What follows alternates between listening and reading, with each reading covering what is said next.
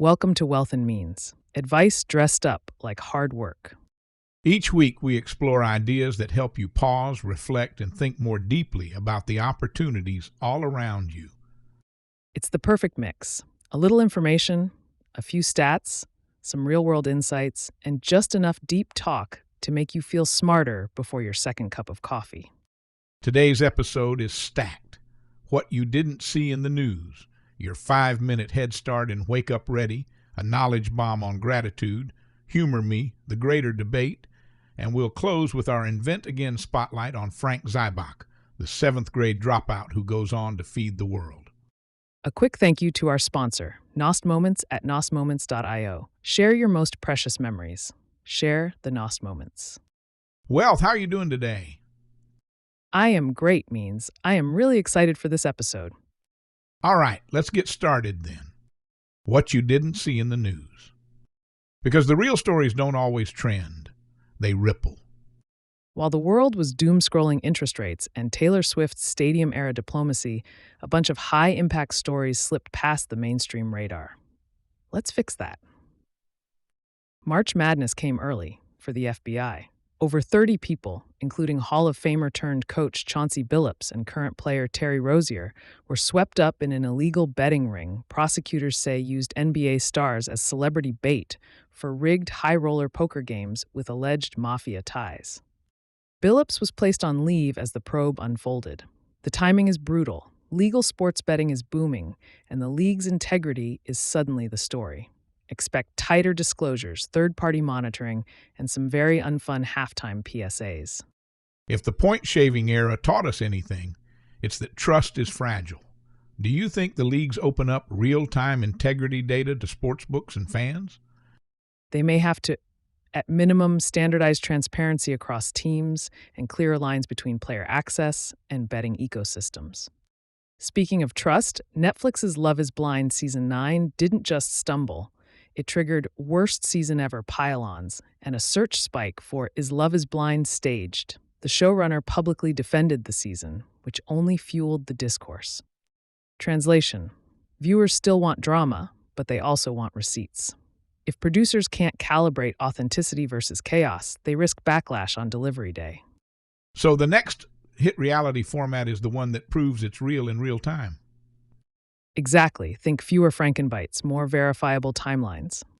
On a heavier note, Kim Kardashian revealed she suffered a brain aneurysm, which she connected to extreme divorce stress. Overnight, what is a brain aneurysm spiked.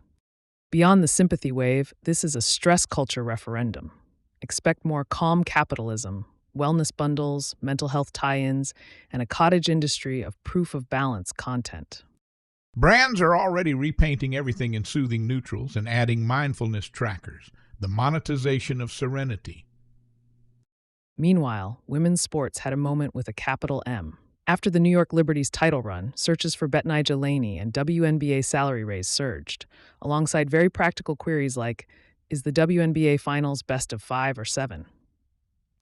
That's a signal.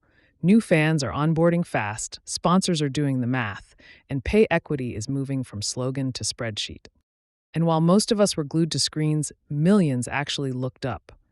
A rare October comet drove the week's top how-to search, how to see the comet tonight, and even breakout interest in the anti-tail phenomenon, where a comet's dust tail seems to point toward the sun. Wonder still trends. Science communicators just got a primetime slot. Trading pixels for Starlight, not a bad swap. Fandom also flexed its muscles.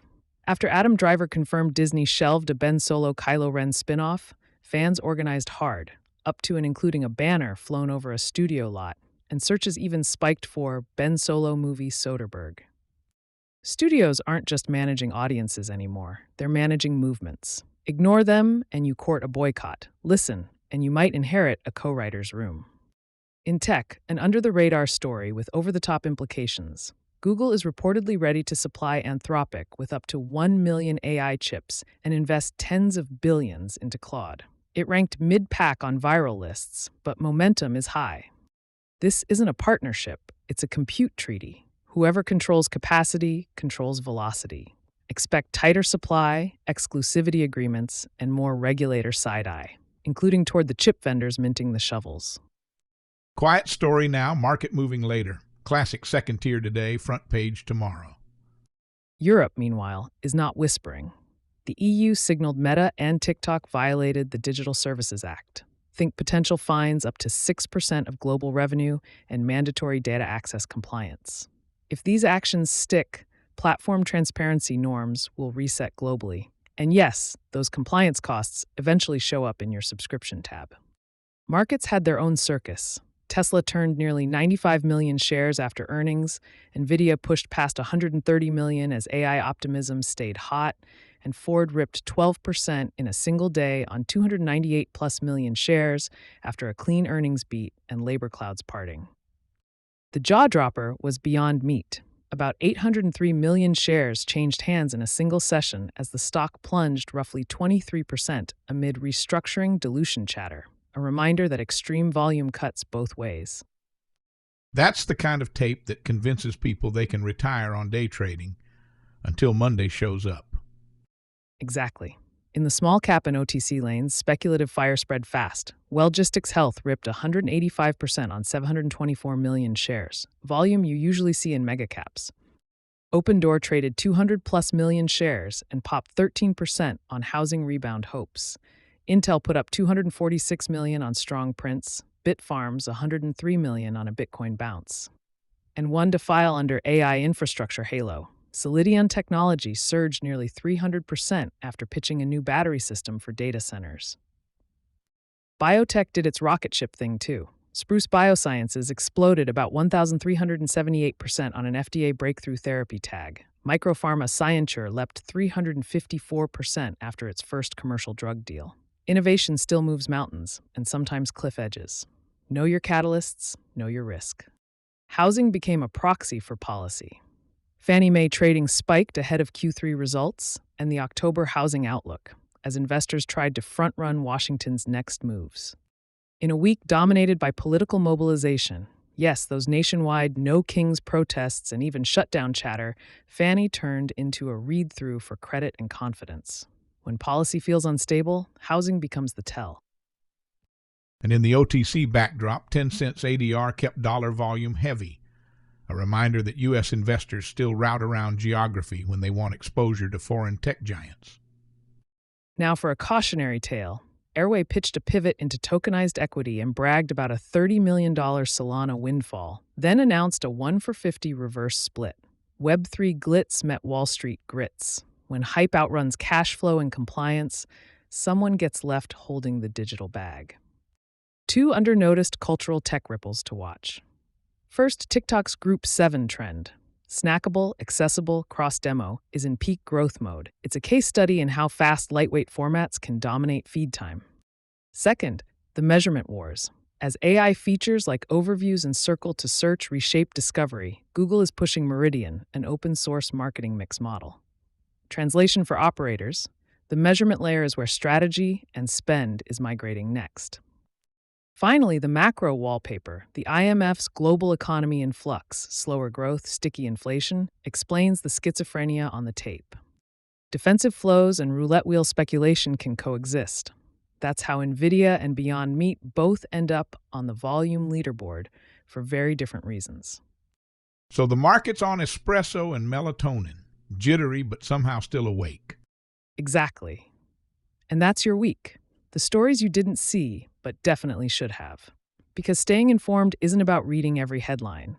It's about catching the ones everyone else missed. What a week. Anything interesting going on next week? Means you need to wake up ready. Your 5-minute head start on the markets, the economy, and the stories that will move your week. Grab that second cup of coffee and maybe a helmet. Monday, October 27th. We start at 8:30 a.m. Eastern with U.S. durable goods orders, the cleanest read on business spending for long-lived equipment. The question is whether companies pressed the gas on CapEx or tapped the brakes heading into the fourth quarter. The implication is simple. Softer orders hint at slower growth ahead. Firmer orders keep the soft landing story alive. Before the bell, PayPal and United Health report. PayPal tells us how digital checkout is really holding up. United Health gives a pulse on medical costs and insurance trend lines. If PayPal shows weak spend or United Health flags rising costs, the consumer narrative opens the week on a wobble. If both come in soft, are we basically starting the week pricing in a cautious consumer? Exactly. It doesn't end the story, but it sets the tone. Tuesday, the morning brings housing prices, consumer confidence, and a regional factory check from the Richmond Fed. The question is whether households still feel wealthy enough and confident enough to keep spending. The implication is that a drop in confidence or cooling home prices would nudge earnings guidance lower for consumer-exposed names. After the close, Visa, Mondelez, and Booking take the stage. Visa is the real-time read on transaction volumes and cross-border travel. If Visa's volumes are strong, travel and leisure can breathe. If not, the market will start trimming holiday optimism. Wednesday. Circle 2 p.m. on your calendar in bold red ink, Fed Decision Day. Jerome Powell steps up to the mic after the two-day FOMC huddle. Will he hint at a rate cut or channel his inner Gandalf? You shall not pivot. But plot twist. Just hours later, we get the megatech trifecta. Alphabet, Microsoft, and Meta all report after the close. So investors basically go from macro heartburn to micro meltdown within a single news cycle. That's cruel scheduling. Cruel but cinematic, because the Fed's tone can instantly reprice these tech darlings before they even open their books. One hawkish word from Powell, and the AI trade goes from rocket ship to re-entry burn. Meanwhile, before lunch, Boeing, Caterpillar, and ADP report industrial pulse checks that tell us if the real economy's still lifting off. Oh, and the EIA oil inventory drop at 10:30 could move energy markets faster than an OPEC tweet.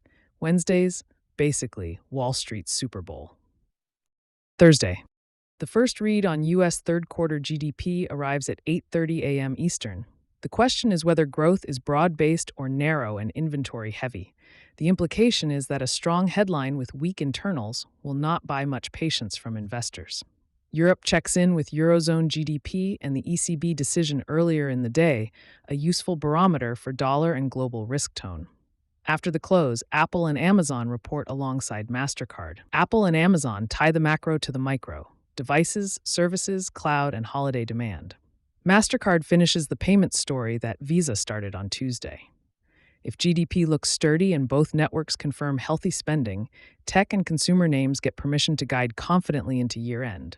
If not, expect guidance haircuts. So Thursday is growth meets checkout. If either blinks, we rethink the quarter. Precisely. It's the confirmation or contradiction day. Friday. The week ends with labor cost data and energy sector heavyweight earnings. At 8:30 a.m., the Employment Cost Index, ECI, for Q3 lands. Key question: are wage increases staying hot? Implication: high wage inflation locks the Fed in tight mode. Low wage growth offers room for a future pivot. Then pre-market, ExxonMobil and Chevron earnings, big names in energy. Their commentary on production, capital spending, and costs will set the tone for the commodity energy complex. Good way to wrap the week. Rate plus labor meets oil majors. Yup, if labor costs surprise high and energy firms issue weak outlooks, we could see broad market risk emerging just as we head out the door. Saturday and Sunday are chill. The markets are off, but don't switch off your radar. No scheduled U.S. economic data, but the globe keeps spinning. Any surprise geopolitical event or OPEC Plus move overnight could shake things when we reopen Monday. Key question: will the weekend bring a surprise that changes sentiment before trading resumes? So there you have it, your roadmap for a triple threat week. Inflation and rate signals, growth data, and heavyweight corporate earnings all colliding. For our audience, what's your one takeaway? Be alert, sequence matters. Markets don't just react to one data point, they react to how the inflation reading influences the Fed, how the Fed direction impacts tech valuations, and how earnings tie back to consumption and growth. Know the chain, and you stay ahead. And if you had to call one event as the most likely market shock moment? Wednesday's Fed decision at 2 p.m. ET. That's the magnet. Everything else orbits around it. If the Fed drops a surprise or signals something unexpected, all bets are off. All right, team, that's your Wake Up Ready rundown for the week of October 20th. Stay sharp, stay curious, and remember, Information is power, but timing is everything. And now a knowledge bomb. You know that feeling when your to-do list somehow regenerates overnight, like a hydra with a calendar app? You knock out one big task, feel proud for about 3 seconds, and then suddenly you're behind again. Yeah, that's the age of the grind. We live in a world that worships motion, not meaning, where busy is a badge and exhaustion somehow got rebranded as excellence. But here's the twist. The antidote to burnout might not be another productivity hack or mindfulness app. It might be something much simpler. Gratitude. Now, before your inner skeptic rolls its eyes, I get it. Gratitude sounds soft, like something you write on a sticky note after yoga. But this isn't about forced positivity. It's about perspective, rewiring how your brain measures progress. You see, the brain's reward system is a tricky beast. It's trained to chase novelty, to crave the next goal, the next hit of dopamine. But when we practice gratitude, when we pause to actually register what's already good, something powerful happens. Our brains start building a record of sufficiency instead of scarcity. We stop asking what's missing and start noticing what's here. Think about how radical that is in a world that monetizes dissatisfaction. Gratitude doesn't kill ambition, it grounds it. It reminds us that success is supposed to feel like something. It's not a finish line, it's a rhythm. And that rhythm gets lost when every day feels like a sprint to nowhere. Let me paint this visually. Imagine your life as a calendar. Endless meetings, deadlines, pings. When you inject gratitude into that schedule, you're not deleting work, you're reframing time. Instead of I have to, it becomes I get to. I have to lead this meeting becomes I get to lead a team. I have to work late becomes I get to finish something that matters. Gratitude doesn't erase the grind, it just retunes it. The research backs this up. Studies show that people who practice gratitude sleep better, focus longer, and bounce back faster from stress. It literally rewires the brain. More dopamine, less cortisol. In other words, gratitude is the anti-burnout tool hiding in plain sight. But here's the catch. Gratitude isn't a one-and-done epiphany. It's a discipline. The same way you schedule meetings, you've got to schedule stillness. The same way you check your messages, you check your mindset. Because if you don't deliberately appreciate what's working, your brain will default to what's missing every time. So here's your mini experiment for the week. Every morning before the notifications flood in, name 3 things that are enough. Not perfect, not peak, just enough. Watch what happens. Your breathing slows. Your shoulders drop. The day opens up a little. That's gratitude at work. The quiet kind, the grounded kind, the kind that lets you stay ambitious without losing your soul in the process. In the age of the grind, gratitude isn't weakness, it's rebellion. Because saying thank you to the moment you're in might be the most productive thing you do all day. I love that means it wasn't even grading. Too funny, wealth. Too funny. Humor me some more. Knock, knock. Who's there? Thanks. Thanks who? Thanks for opening the door. I just wanted to say I'm grateful for you. Too cute. Knock, knock. Who's there? Olive. Olive who? All of you, and I'm thankful every day. And now, the greater debate. Each week, we host the greater debate, the debate that should happen, but hasn't. Through the power of imagination, caffeine, and let's be honest, a full night's recovery sleep, we conjure what that debate could sound like. Picture this. The lights come up on a stage that looks like it was designed by an AI prompt. Neon lines, minimalist chairs, and a giant screen flashing the words, The Greater Debate. But through your Meta Ray-Bans, we each see the title in our own language. The crowd is buzzing, not a sleepy TED crowd, more like the all-in audience after a double espresso and an IPO. Tonight's motion, universal translation, will unite humanity. On my left, Sam Altman, Mr. OpenAI himself, the man building the bridges. On my right, Trevor Noah, the man reminding us why bridges need tolls. Sam steps up first, calm, confident, Silicon Valley Zen. He says, imagine waking up in a world where everyone can understand you instantly. Scientists, coders, teachers, creators, no subtitles, no barriers. That's not science fiction. That's next quarter's release. The crowd leans in. You can feel that shared optimism that only tech people can muster. Half world peace, half product launch. Then Trevor takes the mic, and you can tell he's about to detonate that optimism with a smile. He says, that's beautiful, Sam. Sounds like a TED Talk, narrated by ChatGPT.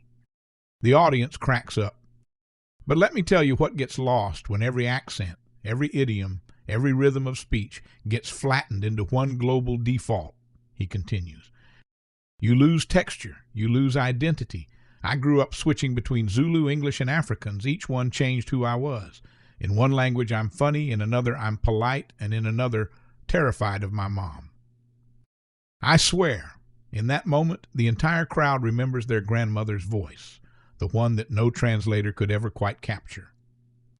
Now, Sam's not rattled. He just smiles, that patient innovator smile. He counters, Trevor, you're assuming AI flattens language instead of learning from it. The more voices we train on, the richer it gets.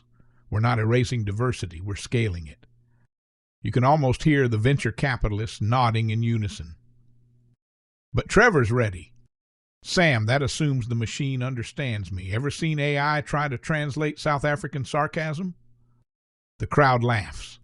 When my aunt says, oh, you're looking smart today, the machine thinks it's a compliment. Reality, she means you look like an idiot. He pauses. Machines don't grasp irony or power or history. They just predict words. And if one company's translator becomes the global default, that's not a bridge. That's cultural colonialism with a silicon accent. The room goes wild.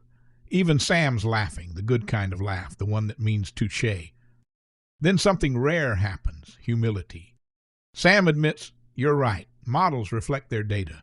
If we train on English, the global voice could sound a lot like Silicon Valley. He pauses. That's why translation should be a shared project. Every culture should help teach the machine. He looks at Trevor and says, AI isn't replacing your Zulu aunt. It's giving her a microphone. Trevor nods, but he's not letting him off that easily. Sure, he says, but microphones come with terms of service. Someone decides what gets amplified and what gets filtered. In the name of clarity, we'll sand down the slang, the dialect, the emotion. Connection without difference isn't understanding. It's assimilation with better UX. I can practically hear the audience murmuring. That line lands like a punch in slow motion. Then comes the 1-2 combo. Sam fires first. Trevor, culture evolves. The printing press, radio, the internet, every tool changed how we talk, and yet we're still telling stories. Maybe universal translation isn't flattening us. Maybe it's evolution. Wouldn't you rather have 1 billion people laugh with you than 10 million laugh near you? And Trevor, oh, he swings back with poetry. That's beautiful, Sam, and terrifying, because if everyone laughs with me at the same joke, we've lost something sacred. Comedy, like culture, needs friction. If every joke lands everywhere, then the world stops surprising us. And if AI translation makes every story sound the same, we haven't united humanity. We've just hired a machine to narrate our extinction in perfect grammar. The room freezes. Then explosion. Applause, whistles, the sound of people realizing they've just witnessed a heavyweight round. In closing, Sam, ever the optimist, says, technology doesn't erase meaning, people do. Translation is a tool. It can be a hammer or a handshake. If we choose openness and inclusivity, it can multiply understanding beyond any dream. That's worth the risk. And Trevor, with that half smile, brings it home. A handshake means nothing if you forget the story behind each hand. Build the bridge, yes, but keep your accent, your inside jokes, your untranslatable words, because those are proof that humanity still has something machines can't learn, meaning. He doesn't drop the mic, but he might as well have. Ladies and gentlemen, Sam Altman and Trevor Noah, the man who builds the future and the man who reminds it to stay human. If that's not a universal language, I don't know what is. So what's the verdict? Honestly, it's a draw. Sam made you believe in the miracle of connection. Trevor reminded you why connection without culture isn't progress, it's erasure. And somewhere between the two, you realize that maybe the point of language isn't just to be understood, it's to be felt. So tonight's debate wasn't really about translation at all. It was about the one thing that still makes us human in an age of perfect comprehension: mystery. Let's invent again with Frank Zybach. Picture Nebraska in the 1940s. Dust, drought, and a farmer named Frank Zybach who never stopped tinkering with metal or ideas. He dropped out of school after 7th grade to help on the family farm and in his father's blacksmith shop. But his curiosity never left. While other farmers cursed the sky, Zybach built things. His first patent, a driverless tractor that plowed in perfect circles. His second great idea, one that would transform agriculture forever, was the center pivot irrigation system, a machine that made it possible to grow crops where nature said you couldn't. Zybach's invention looked almost whimsical. Long metal pipes on wheels, slowly rotating around a fixed point, sprinkling water in perfect arcs. But the simplicity masked a revolution. Before the 1950s, irrigation was backbreaking and inefficient, flooding fields or dragging heavy pipes by hand or tractor. Zybach turned that grind into geometry. His 1952 patent created a self-propelled, precisely aligned system that could water an entire 135-acre circle with one pivot. Valley Manufacturing in Nebraska saw its potential, bought the patent, and refined it. The company, now Valmont Industries, built an empire on it. By the time Zybach died in 1980, his design was reshaping the Great Plains. By 2013, nearly 28 million acres in the U.S. were watered by center pivots. Those green circles visible from space, that's Zybach's signature. The impact was enormous. Center pivot irrigation transformed dry, wind-blown plains into the breadbasket of the world. It stabilized yields, cushioned farm incomes, and helped fuel the post-war population boom. The Ogallala Aquifer, a vast underground reservoir, became the quiet partner in Zybach's success, feeding water through his moving pipes to grow corn, soybeans, wheat, and cotton where rain was unreliable. His invention turned marginal land into productive land, and in doing so, redefined American agriculture's geography and its ambitions. But every technological leap comes with a shadow. The very success of center pivot irrigation helped drive the depletion of the Ogallala itself. Millions of gallons drawn each day, water tables dropping faster than nature could refill them. What began as a triumph of ingenuity became decades later a test of sustainability. The challenge now is not to abandon Zybach's design, but to upgrade its intelligence. Today's center pivots are the descendants of his steel dream, only now they carry sensors, GPS systems, and AI analytics. They measure soil moisture, read weather forecasts, and adjust their spray patterns in real time. Farmers can run them from smartphones. Variable rate irrigation systems tailor every drop, mapping out the field's microclimates. Some are powered by solar arrays, cutting energy costs and emissions. Zybach's mechanical rotation has evolved into a data-driven orbit. His invention also sits at the heart of modern debates about food security and climate adaptation. With global demand for food climbing and droughts intensifying, efficient irrigation is no longer a luxury, it's survival tech.